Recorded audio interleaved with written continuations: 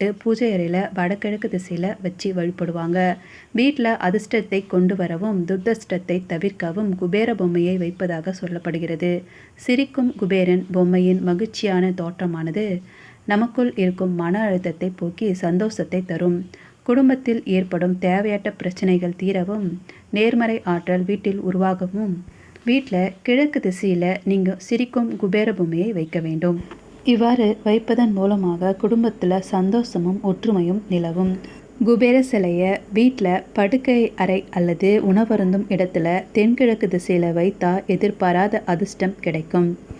வேலை செய்யும் இடத்துல மேஜையின் மீது நீங்கள் இந்த குபேர பொம்மையை வச்சிங்க அப்படின்னா தொழில் ரீதியாக நல்ல முன்னேற்றம் கிடைக்கும்.